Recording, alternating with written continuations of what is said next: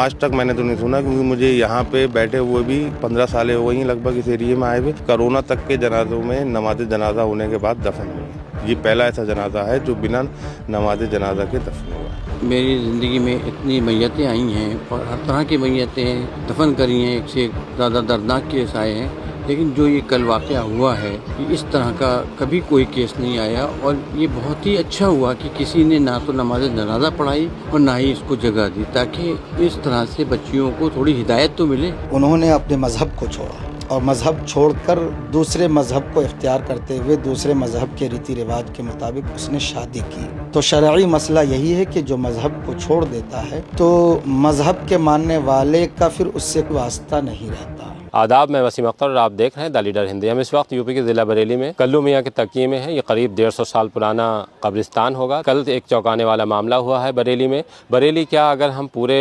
मुसलमानों की बात करें तो मुसलमानों में शायद ही ये जो मेरे पीछे आप कब्र देख रहे हैं, ये पहली कब्र होगी जिसका नमाज जनाजा नहीं हुआ है। इसे नमाज जनाजा के बगैर दफन किया गया है। एक लड़की थी जिसने अपनी मर्ज़ी से एक दूसरे संप्रदाय के लड़के के साथ शादी की। उसके बाद उसकी अचानक मौत हो जाती है। मौत होने के बाद उसके घर वाले उसकी बॉडी को अपने घर ले आते हैं, यानी उसकी बॉडी मायके में आ जाती है। इस मामले को लेकर मोहल्ले के लोगों ने एतराज़ जताया, क्योंकि ये दूसरे संप्रदाय के लड़के के साथ चली गई थी। ये लड़की मुस्लिम थी, लेकिन चूँकि दूसरे संप्रदाय के साथ चली गई थी, इस वजह से मोहल्ले वालों के एतराज़ के बाद ये मामला तूल पकड़ता गया। और जो वहाँ पास में मस्जिद है लड़की घर के बराबर में, जो वहाँ के इमाम हैं, नमाज जनाजा पढ़ाने से इनकार कर दिया। और जो पलंग मस्जिद से जनाजा ले जाने के लिए लेकर आया गया था, उसको भी वापस बुलवा लिया गया था। तब ये मामला दरगाह आला हज़रत पर पहुँचा। मरकज़ी दारुल इफ्ता से इस मसले पर राय ली गई। ये पता किया गया कि शरीयत का हुक्म क्या है। शरीयत का हुक्म सामने आने के बाद ये साफ़ हो गया कि कोई भी इमाम नमाज जनाजा नहीं पढ़ाएगा, क्योंकि लड़की मुर्तद हो चुकी थी। ये हुक्म है, ऐसे लोगों का नमाज जनाजा कोई इमाम नहीं पढ़ाएंगे।